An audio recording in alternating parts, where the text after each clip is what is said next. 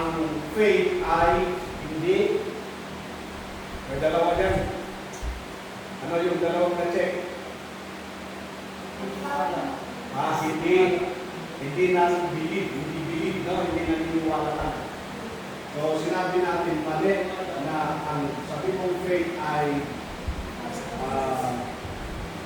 just believe. Naniniwala. Kundi ang faith ay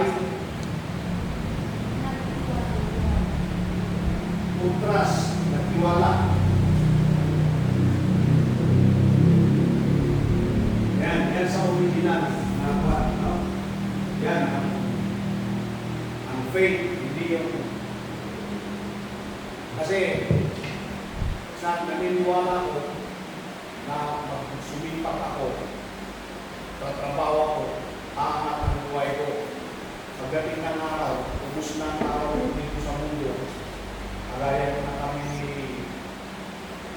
nanay, na pulinan ko, kasi marami pa akong putin kay nanay. Ubus na ang araw ko sa mundo, yung paniniwala mo, hindi pa rin nangyari. Tapos, sisihin mo ang Panginoon.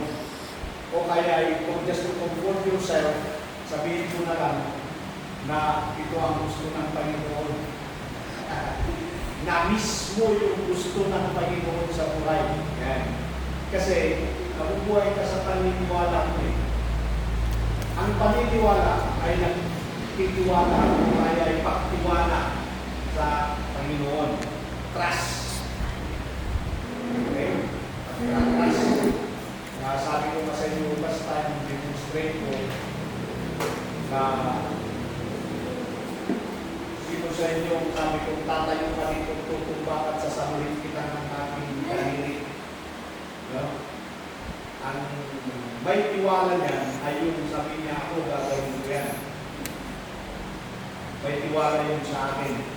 Pero pag sinabi niya, naniniwala sa akin, pero sabi ko, tayo ka dito, tutumba ka sa salon ka ng daliri ko yun lang.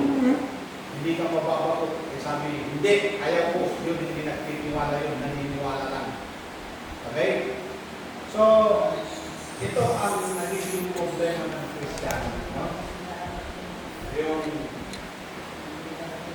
naniniwala ka sa isang bagay na walang basehan. Ang pagtiwala ko ay isa lang. Sapat na yung kilala ko ang Diyos. Ano ang kakayahan ng Diyos? At nagtiwala ka na siya na yun. Nasa Kanya na lahat. Yan ang tiwala. Maraming naniniwala sa Diyos kung paniniwala lang. Pero maraming hindi nagtitiwala. Kaya ang hirap ito, napakasimple lang na salita. Gusto mong matuwid, ang matuwid na tao, sigurado yan, bless yan. Nabibiyayaan yan. Pero bakit ang layo-layo na pagiging blessed ka sa buhay dahil hindi ka marunong o buhay na by faith? Yan. Tinatakpan mo yung faith in God. Nabubuhay ka ng kasi ang buhay ang sa atin, hindi ito ang verse karamihan ng Kristiyano. Hindi the just shall live by faith o hindi ganyan. No? Ang hinahanap kasi natin yung masaya. The happy or the happiness is found in working diligently o magtrabaho ka para may pera ka. Ganyan. Dito tayo nagkakasalmat. Ako dumaan na ako, sinasabi ko sa inyo, dumaan na ako sa mga status din ng buhay. Professional ako. May natapos din. Pero umabot ako sa punto na sa mga payo nga ng mga nakakatanda, pag-aral ka at pag mag-aral ka, binibigyan bibigyan nila ng assurance na tayo ay maging masaya pagdating ng araw, maging masaya ka, magaan ng paubuhay, may pera ka, or promising, no, very promising ang education. Only to find out na may Diyos talaga, may Diyos. At napaka-iba talaga yung ibang-iba yung kalimutan mo yung education mo at ilagay mo ang Diyos sa buhay mo. Tiwala ka sa Diyos. Ayan. Para, alam mo, ang Diyos ang magtiwala, ang pinagkatiwalaan mo at magtrabaho ka sa iyo, pwede niyang gamitin yung education mo, daluyan o pagpadaan niya ng kanyang biyaya sa iyo. Or pwede wala kang pinag-aralan, pero nagtitiwala ka sa Diyos, may skill ka, gagamitin ng Diyos yung skill mo. Ganyan. Naintindihan niya rin. Kaya ako umabot ako sa puntong mag-resign na lang ako sa trabaho ko. Kaya kung may time din na sinisip ka na, nasabi ko sa inyo one time, tanong na siya sa akin, sabi ko siguro kung pinursige mo yung karir mo. Karir naman kami na teacher, pinursige mo siguro ano kayang kampo mo ngayon o ano kayang posisyon mo ngayon. Yan yung mga privilegyo ng pagsusumigasi na magtrabaho. Rangko, angat, respeto ng tao, glory, yung pagiging angat ka sa ibang tao, yan ang gusto ng tao. Pero,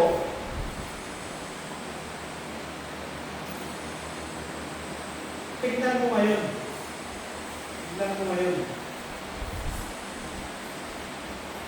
Wala ako dyan sa mundo yan, linyang yan. Pero, kung tinitignan mo yung mga iniwanan ko sa linya na yan, iniwanan at nakasama na yan, ba't ako lamang sa kanila, ang lamang lang sa hinahanap ang mahanapin? Hindi ko hinahanap, hindi ko nais na maging lamang ako sa kanila. Basta ang ginawa ko na lang, naglingkod ako ng lingkod, hindi ako pinahiyan ng Diyos. Pag nakikita-kita kami, nakikita ko, aangat ako sa kanila sa tutunan. At hindi dahil ako ay teacher, o kaya ay naging principal, o kaya ay naging nagturo din ng college, hindi yun ang mga basihan. Kundi wala ako doon, tinanggal ko yung mga yun ang akin sa buhay. Nagtiwala ko ng Diyos, gusto ko sa makita kasi, alam niyo, yung sa akin, gusto ko makita ang Diyos na magtrabaho eh. Totoo ba na ang Diyos ay nagtratrabaho sa buhay ng isang tao? Totoo ba ang kanyang mga salita? Yan, anong sabi niya? For God shall supply. Grabe ang verse na yan eh. For God shall supply all your needs. Totoo ba yan? Bakit ang daming naghihirap na Kristiyano? Bakit maraming naghihirap na Kristiyano sa atin? Bakit? Hindi na-bless. Bakit hindi na-bless? Kasi hindi sila nabubuhay na by faith. They're living by their works. Kahit sa salvation, ganun din yan. No? Not by works that they are saved. They are saved through faith. At dapat makita mo, continuous yan sa buhay natin. Tuloy-tuloy dapat. Pag naligtas ka ng pananampalataya, pati buhay mo, pananampalataya din. Diyan lang tayo makakamit ng biyaya. Kaya, alam nyo, bakit ko ito tinuturo at para akong insistent, nagpupumilit ako matutunan ninyo ito dahil ayaw ko na hindi sa buhay ninyo Kristiyano hindi nyo maranasan at ma-experience itong salita ng Diyos. Nakikita ko kasi na ang Diyos sa buhay ng karamihan ng Kristiyano, nandiyan ang Diyos na nakagatiklop ang kamay, tinitiblan ka lang. Parang ganun ang pagpicture ko Maraming Kristiyano na ang Diyos ay nakatiklop ang kamay niya, tinitignan na lang mga Kristiyano na ganyan. Individual at yun, pag nagdasal, yung Kristiyano nahihirapan nagdasal, saka naman sabihin ng Diyos, o ito, bigay niya lang yung sagot ng dasal mo na punti-punti. Pag ganyan. Iba yung ang Kristiyano ay sabihin niya, Lord, gusto ko ibigay sa iyo ang buhay ko at pagtiwala ko yung buhay ko sa iyo. Gusto ko yung ikaw ang mamuno. Wala akong umabot na ako sa prayer, nasabi ko na doon, Lord, I want to be like a robot before you. Hindi ko pagkatiwalaan yung decision ko, yung pag-iisip ko, lahat sa akin, like skill, talent, abilities, education. Wala yan sa akin, Lord. Sabi nga ni Paul, I count them but dung. No? Ginagaya ko yung mga nabasa ko sa Bible. Natututo ako doon. Sabi ko, Lord, yung mga yun, education ko, lahat sa akin, basuran, dumi lang yun. Gusto ko yung ikaw, gusto ko yung robot ako sa'yo. Binamanipulate ko lahat, isip ko lahat. Parang that time na pinagdasal ko na yan, kitang-kita ko na ang ginawa ng Diyos. Binuksan niya ang kamay niya. At sabi niya, eto, dito ka lang sa boundary ko. Huwag kang lalabas dito kasi mapapahamak ka. Eto lahat ibigay ko. Ano ang kailangan mo? Sa pagtatrabaho mo, anong kailangan mo? Sasakyan, pagkain, chicken. Sa kita ko na ang Diyos na tumapo. Lord, sabi ko, ngayon, makikituwa ko, Lord, bakit mo ako binigyan ng ganito kabigatan ng puso? Ba't ako naaawa sa mga kabataan ng estudyante na nahihirapan? Bakit sobrang pinapakita mo? Paano ko makatulong? At ang Diyos gumagawa ng parang, sabi ng Diyos, gusto mo yan na trabaho. Gusto ko din. Dahil yan ang gusto kong gawin ko. O sige, bigay ko. Hindi ko nahinangan na sabi ko, Lord, payamanin mo ako para makakatulong ako. Sabi ko, Lord, whatever I have, ano man ang meron ako yun ang gagamitin ko.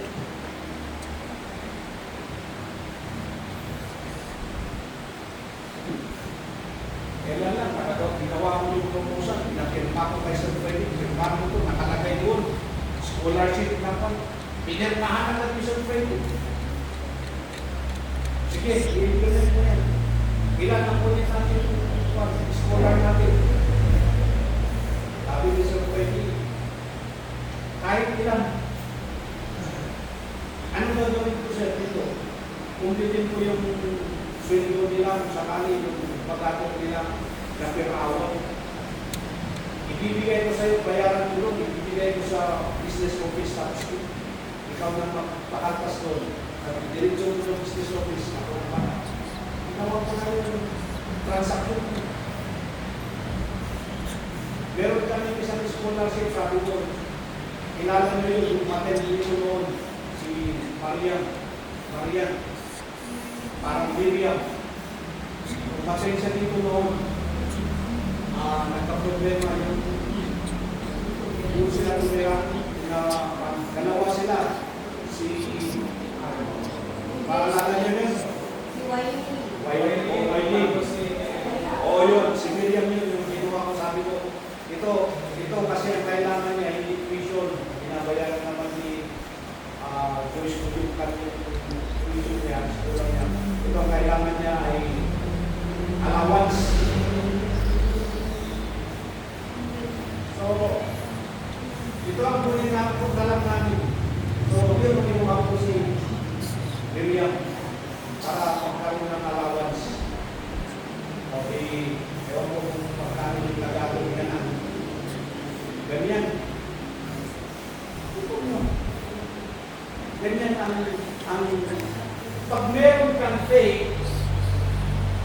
Listen, pag meron kang faith, bibigyan ka ng gusto ng trabaho mo.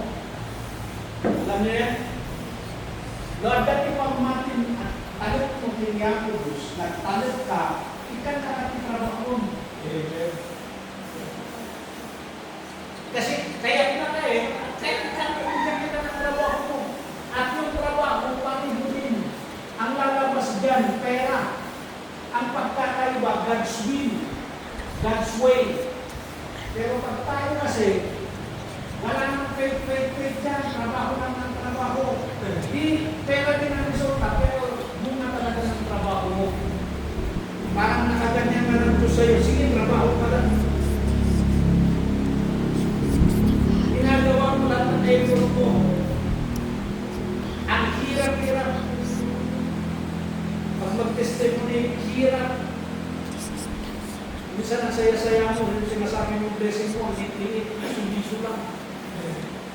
Ba't di ka makapag-testimony ng malalaking bagay na testimony? Kasi nga, yung tinatestimony mo, yung tamang maganda, nakukontento ka doon sa blessing mo, bunga ng trabaho mo.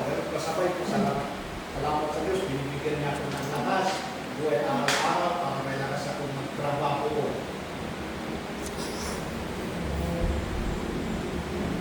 Basic yun. Sabi natin ako, sabay salamat niya. Hindi ko mababayaran ng Diyos. Bibigyan ka talaga ng lakas mo magtrabaho. Bibigyan ka lang. Nare-recognize mo yung pangangailangan mo yun. Bunga ng trabaho mo yun. Under God's blessing. Pero makaiba yung try mo na nanitiwala ka sa Diyos. At anong gagawin ng Diyos? I-bless ka niya. Ang lalaki ng blessings ko. Napaka-challenging mo my part. Mag-resign na kami mo.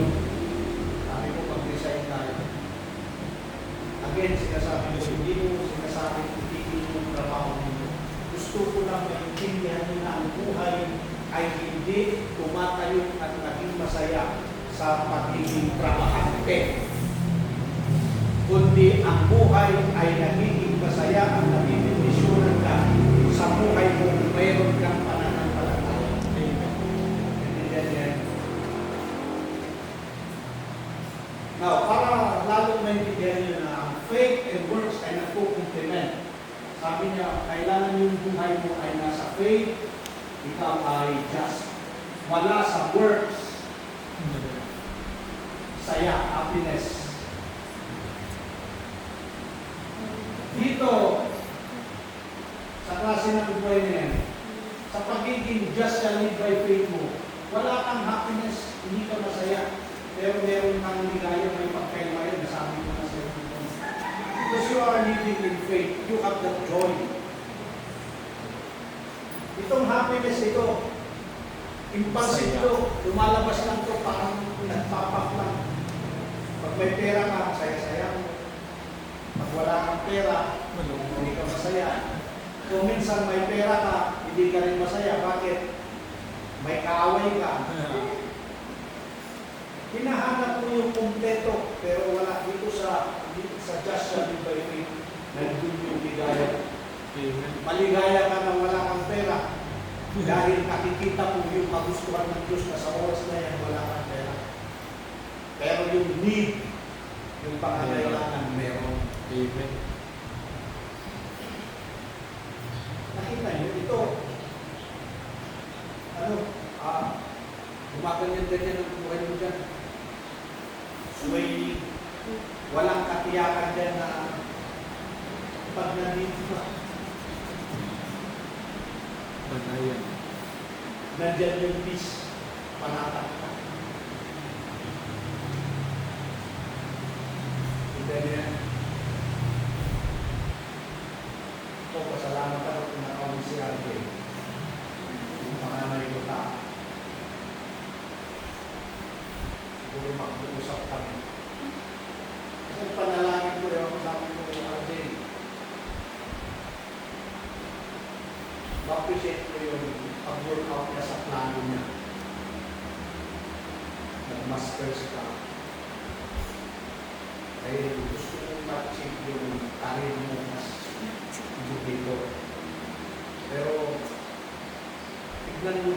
consider mo. Ang panalangin ko kasi, Lord, hindi ko alam. Pero sa personal kong buhay namin, kung kanila ang taas sana ng ano ng karir, hindi lang ako magtulong ka sa akin. Ako, hindi ko nakakagano na mangyari sa akin sa akin. Magtulong ako, tira ko doon, kami ni Mrs. Bakit pagkatapos ng isang taon, doon sa school na yun, pinufuran ako ng doble na sweldo. Saan ka ba naman? Sasahod ka ng $800 na mahigit dollars. Libre ka, pero ba't ako tumanggi doon? Si Mrs. ko muna tumanggi doon, pinakita ko yung sulat nila. Ito ang sulat. Ano, balik ako sa school, sabi ni Mrs. ko na, mag-ipon na lang tayo. Nakaka-tukso na pera. $800 mahigit yun. Printing yan kami pupunta, libre ang pera. Pero bakit? Kasi andyan yung gusto ng Panginoon. Ayaw kong mamiss yung gusto ng Panginoon sa buhay ko.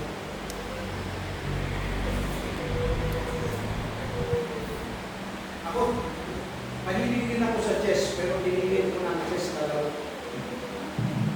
Hindi rin ako ipitugin na kalaro ng chess. Ulan. Pero alam mo sa paglalaro ng chess, kung minsan, kung hindi ka marunong mag-sacrifice, mahirap din manalo. Ang isang trick mo para manalo ka ng chess ay mag-sacrifice ka. Pakain mo yung opisyal mo. Yung mga opisyal na hindi matatagyan, like queen, rook, basta opisyal, pakain mo yan. Pero tignan mo na katumbas ng pagkain niya doon ay mananalo ka.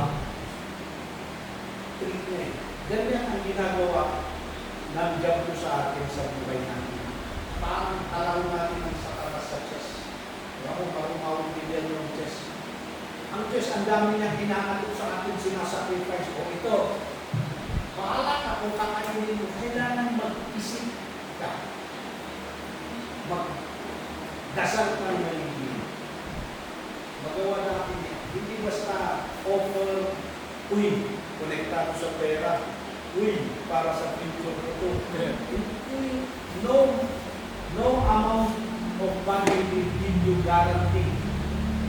Walang atubas ng pera na nagsasabi ikaw ay secure o kaya maging masaya.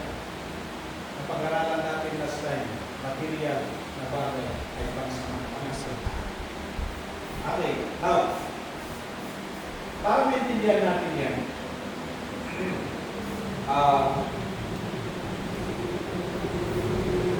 meron pa tayo.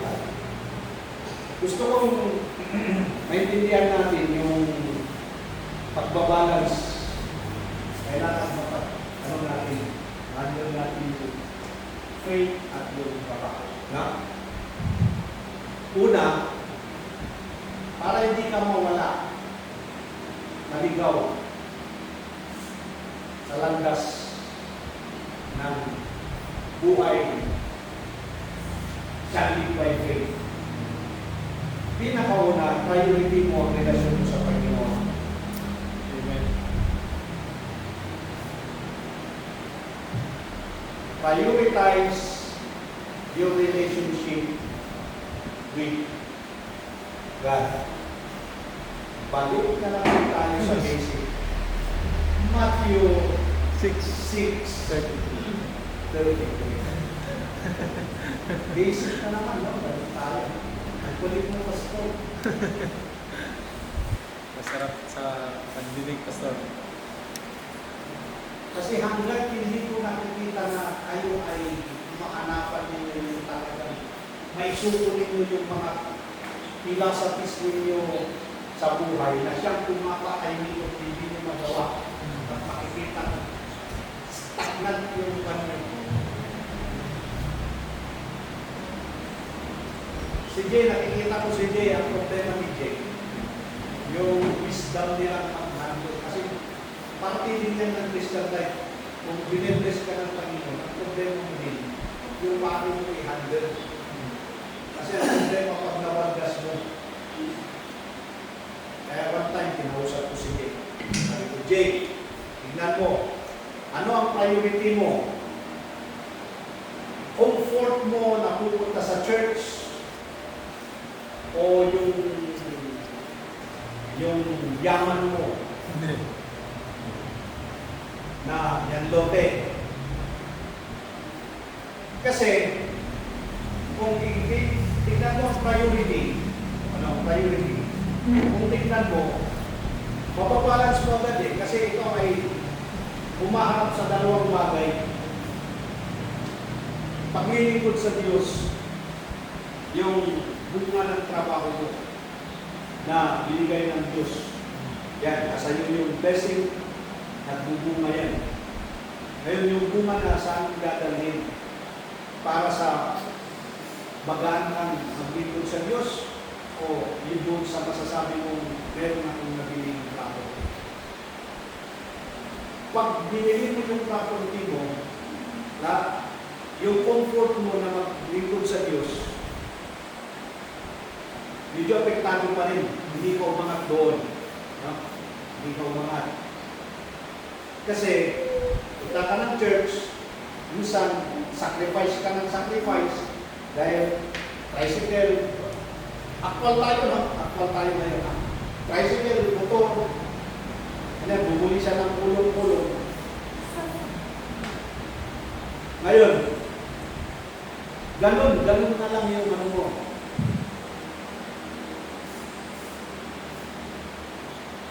Parang yung paglingkod mo sa Diyos ay medyo mahirap-hirap pa rin. No? Na imbis na pwede naman sabi ng Diyos, o yan, bigyan kita ng choice ngayon. Gusto mong magaan, kahit malakas ang ulan, may mag-bless pa sa inyo. Yan. Sinabi ko kay Dian na yun ang point na one. O kaya ay, pag bumili ka ng lupa mo, nandyan lang yan yung lupa. Nakatuwag-wag yan. Kung ako, sa buhay ko lang, sa totoo lang, ang talagang hinanap ko, yung comfort ko sa Panginoon at yung sino ang mag-bless sa akin. Yan. Kaya kita nyo, dahil ang problema ko noong bilang pastor ay nauulanan ako, pero kahit pasalamat ako na may motor ako noon, tumikirit yung motor ko sa Isabela, nasa kawayan ko. Kung minsan pupunta ako, pagbalik, sinasakay ko sa truck. Naging-usap ako. Hindi nakakabalik. Sumunod, reklamo ko sa Diyos yun, bakit ganito? I-dinonate ko na. Dinonate ko sa pastor sa Barley. Kasi kawawa siya, walang service. Hirap doon mag-bisita. Tulog-tulog. Ito, ayusin mo. Sabi ni Pastor Rickman, bigyan kita ng 5,000 para parang bayan doon sa pagpapalit at least may kalit. But yung time na yun, nag-bless ako dahil biglang sinabi nung kumpare ko nung bilhin mo, Pastor Rickman, yung motor ko. Nagipit siya. Abang ba yung motor niya na nakasingle, hindi niya tinatricycle, TMX, 25,000. 25,000. Pero bibilhin ko yan, sabi ko, hindi ko sinabi sa kanya, sa isip ko, wala akong 25. Pero sinabi ko, bibilhin ko yan. Maghintay ka lang. Dali. Napili ko yun, kasi, ewan ko, nung napili ko yun, bigyan din ako ng Diyos ng trabaho eh. Sabi ng Diyos, ikaw, pautang ka. Pero pautang na may konsyento, pero hindi pautang na ikita ako. Naaawa ako sa mga magsasaka doon. Ang vision ko one time, ang meron akong church, ang nakagoon, puro tricycle, magsasaka, hindi yung mga mayayaman. Na punong-puno yung church, yun ang vision ko sa kawayan. Kaya naging tricycle boy ako doon para mawin ko ang tricycle boy. Dinin ko yung mga magsasaka, sinasabi ko, kaya utang kayo, pautangin ko kayo, pero ako, lahat ng pera ko noon, wala akong ginagawa ng pera, wala naman ang usap ko. Alam niyo, pagdating ng allowance ko na 3,700 from Las Piñas, isang tao na gusto niya akong tulungan, 3,700, nakaano na yun, naka-schedule na ng utang. Eh pagdating yun, utang. Sa tagal ko doon, hindi ko namalayan yung listahan ko, ang dami na. Kaya,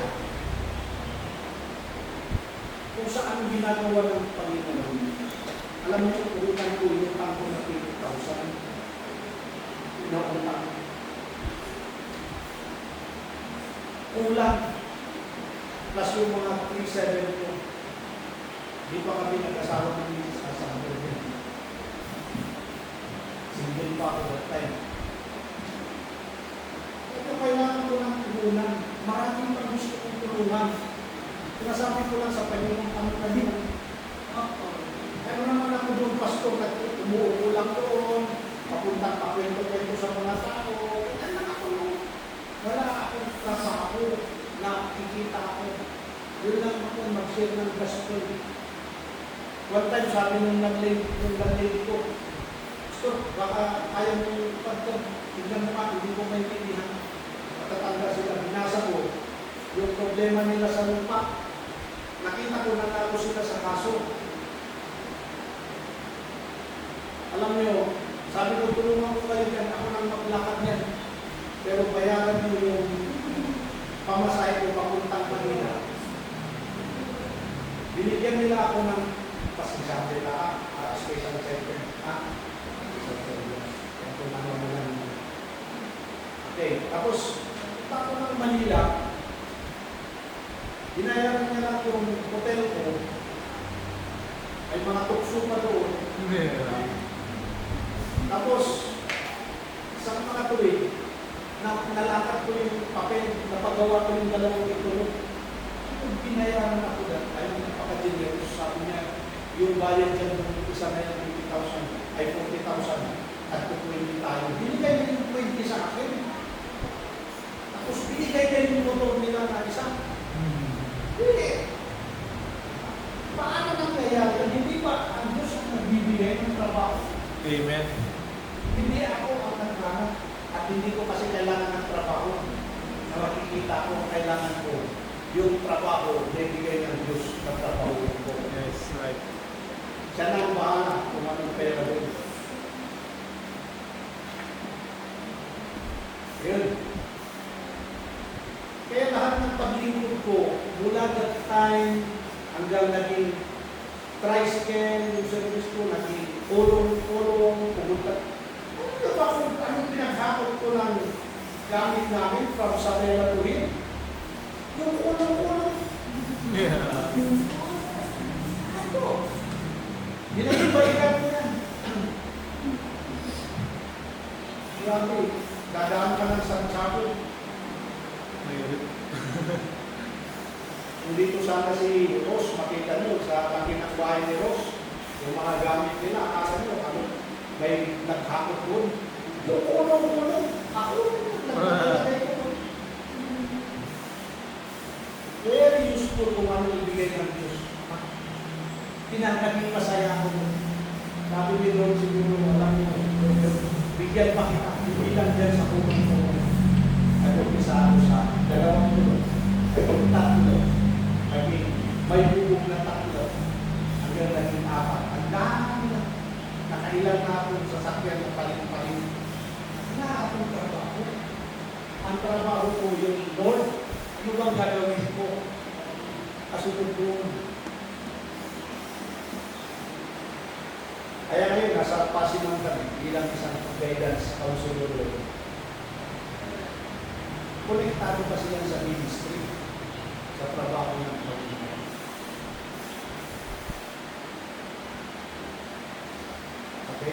priority kasi ang Diyos sa akin. At pwede naman sa iyo. Yes. Number 2. Parang ano to? You work as worship.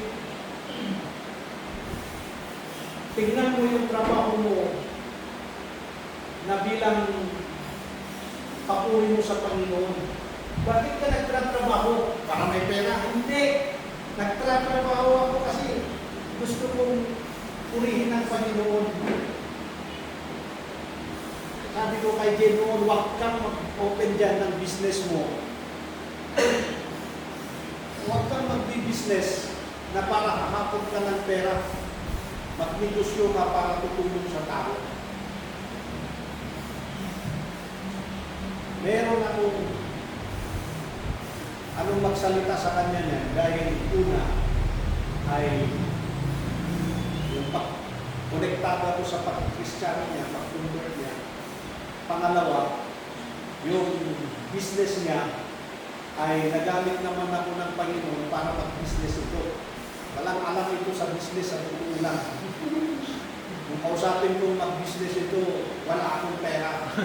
Kaya nang sabi, fresh na fresh sa mind ko. Maganda nga, bakit natulungan. Yan ang trabaho ng Diyos. Ngayon, yung trabaho, sabi ko kay Ray, hindi para yayaman ka, kundi para makatulong ka sa tao. Ang mga nahihirapan. Yan ang goal mo na mag-business to help people.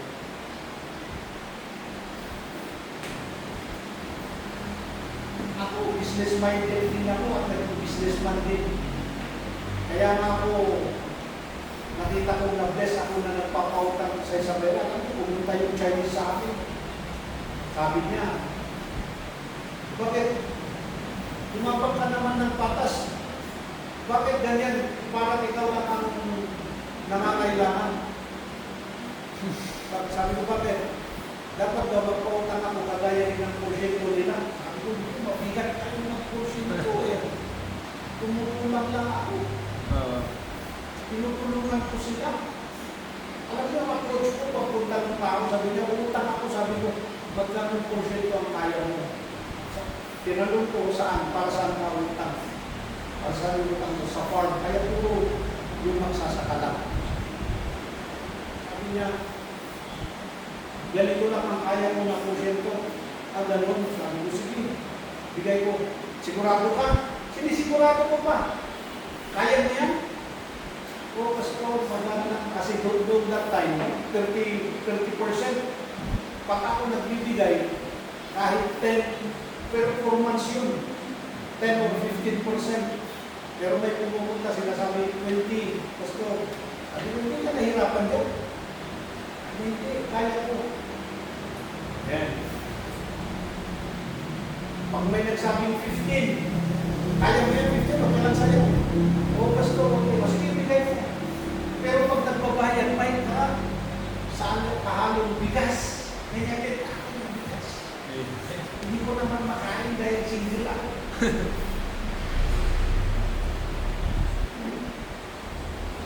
Kaya nung nakaipon ako, nung kakasal ako kay Moses, hindi ko sinasabi sa magulang kong bayaran mo yung ganito at kakasal ako. Hindi. Sabi ko, punta kayo sa kasal ko, ay kakasal kami ni Aileen, attend kayo sa kasal. Hindi-invite mo na. Wala silang kagas-ugas.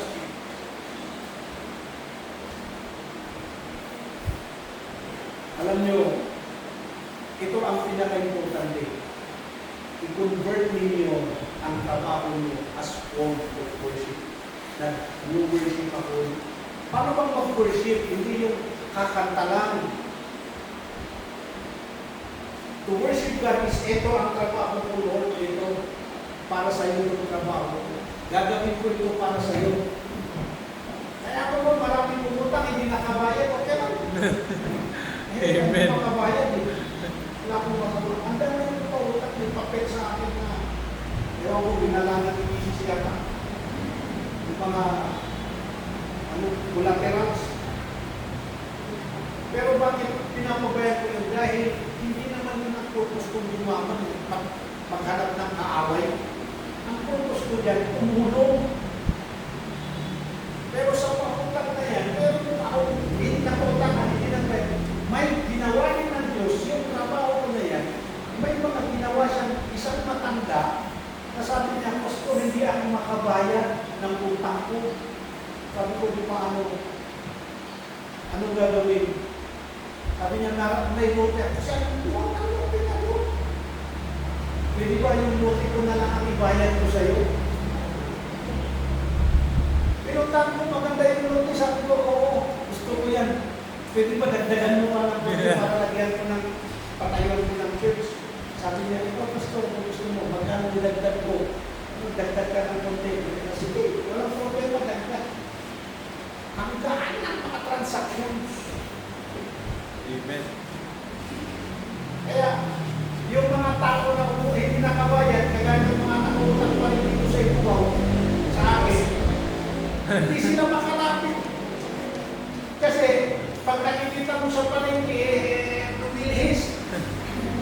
Bakit? At wala na silang lapitan, hindi na sila makalapit ulit. Kasi gumawa sila lang. Sagabal sa inyong dalawa. Wala akong problema doon. Basta ako, nag-iinod ako na nag-trata ako. Alam niyo pag-convert yan. Hindi niyo yung convert yan. Kasi dito, pag na-convert mo yan, walang masakit. Sa'yo, wala nang nakikita ng lugi ako doon. Right. Oo, literally, sabihin mo, nalugi ako sa ganun sa akin. Pero sa ibang iba, nalugi ka ba? Hindi, kumita ako. Mas mataas pa, grabe ang Diyos. Makita mo, grabe ang Diyos. Kaya doon namin maintain yung relasyon. Kaya lang i-convert natin ang trabaho natin as act of worship to the Lord para yung relasyon natin naman sa Diyos hindi maapektuhan. Kasi pag sinabi mo, your work is different from your faith, pagkaiba yan, wala talaga, puro ka na lang, trabaho. Kasi pera ang hinahanap ko eh. Paano na yung relasyon mo sa Diyos? Hindi ka na makapag-pray, hindi ka na makapagbasa man lang ng Bible mo, hindi ka man lang makapunta mag-fellowship sa mga Christians. Ano mangyayari sa'yo?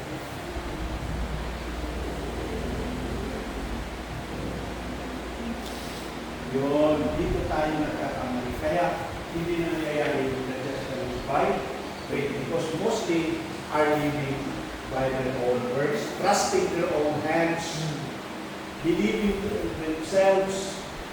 Ano pa? Yan. Ito, sinasabi ko sa mga nakatapos na kayo ng inyong pag-aaral, pero don't ever trust your education. Hindi yan ang pwedeng sabihin mo magbibigay ng pangangailangan. Tignan nyo ako, ama ninyo, iniwanan ko yung kaya na yan, profession ko na yan. Pero, sinunod ko yung gusto ng Diyos. Sige nga, kumain ba kayo ng hindi natin ginusto pagkain na sa isang pinita? Ay, kumain naman kayo ng gusto natin. Hindi naman kayo naglutom. Nakita nyo yan. Pati pag-aaral nila, ako din nagtataka. Because the Lord always works for everything. Kaya nga, pinaranas ng Panginoon sa akin, sabi ko, grabe. Kung panganay ko nag-aaral, wala akong masyadong pressure yan. Banjing-banjing lang. Daming dinakaw ng Panginoon. Ang sipag niya maghanap ng scholarship niya. Nakatanggap naman ng scholarship niya. Yung second naman, yung kampal niya. Nakatapos naman na Dahil sa ginawa niya, ay maraming experience, ginawa niya kalutuhan, pilitan siya na parang nag-self-supporting. Pero siyempre, ayaw niyang mahiya sa akin humingi kay mama niya. Kasi magkaiba kami ng mama niya. Yan. Dahil nakakaya kay pastor, hindi kay mama. Naranasan ko din yan, yung bunso matindi. Yung babae, sobra. Yung gasto mo dito, gasto mo doon, yung times 2 mo pa. Ito, umupa, 500. Dormitory, 500. Ay, 300. O 300, ginawa pa ang presidente ng Panyan. Kaya, yung bunso, 2,500. Yung kanya, sa kung wala ka ng makima. Kasama mo, malapit, tapos ka nila. Magsulong siya. 2,500. Sabi ng mga classmate niya, sabi mo, siguro ang yaman-yaman nyo. Ikaw lang makaupa ka, 2,500. Sabi niya, sabi mo, okay, my friend, God will provide space. Basta mag-aaral. Ito, allowance niya, 500. Mamamaling-maling yung bunso na. 1,000 to 1,500. May hirit pa. Binigay mo na mamaya. Pa! Sabi niya sa Gina, sa messenger, nasanay ako pag tinanong mo bakit. Pag-Gcash ka, ganito. Kaya sagot na pag may pa! Anong number? Yun ang sagot. Alam mo naiintindihan, alam mo sinasabi ko dito? Bakit ko sinasabi yung pamilyato nangyari sa akin? Kasi yan ang Diyos na umilos eh. Pwede ko, anong nangyari sa patanda na kami? Kaya sabi ko, tapos ng mga anak natin, nasanay naman na tayo bukas ko ng ganito. Magbibigyo ng ganito, bakit hindi natin gawin sa iba na mga naka-aaral? Nag-try na tayo. Kaya tuloy na lang tayo sa mga hospital. Mas matipid kaysa kay Peggy.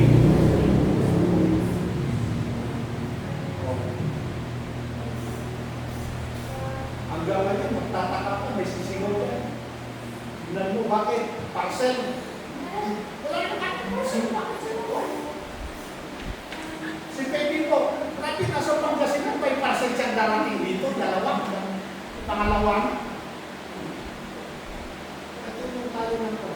Alam mo, nagagawa namin ito dahil kami po ay nagtatrabaho, nabubuhay ng pananampalataya sa Panginoon. Kung nangyari ito sa amin, makakala na kami mangyayari sa mga. So, prioritize your relationship with God. Nantindihan niyo? Halika ko ako, kasi halimbawa, alam nyo, ito, kung asawa ko, halimbawa, na yung relasyon namin ay maganda, pag naglalakad kami, nakaganyan kami talaga. No? Happy kami maglalakad. Dahil maganda yung relasyon. Correct? Pero, na ka na. Makita na lang tayo kung sa koran. Sige, sige. At maglakad kami,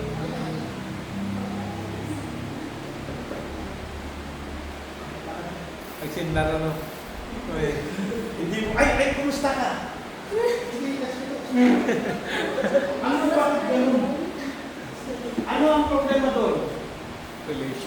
Relationship. Hindi ba napakaganda pa ang lakit-lakit close na relasyon mo sa Diyos?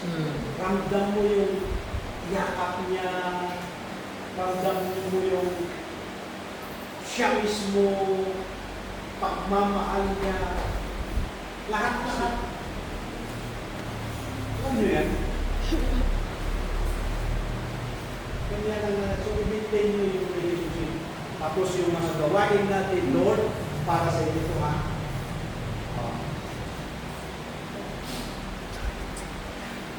Pasok na naman ako sa trabaho ko. Pagbubukas na naman ako ng mga trabaho ko dito eh. Pero sabihin ko, Lord, pasok na naman ako. Sino ang siservisyuhan ko? Sino ang, o ano ang pabibinipisyuhan sa gagawin ko? Wala kayang pera natin, tanggalin nyo yung mga pera, sweldo ko. Lord, sana magawa ko itong araw na ito na ganito. Re-reflect yan, malakas na malakas. Masaya ang gusto. Gusto ko. Naintindihan na yan? Amen. Ha? So dalawa lang yung natapos natin dito.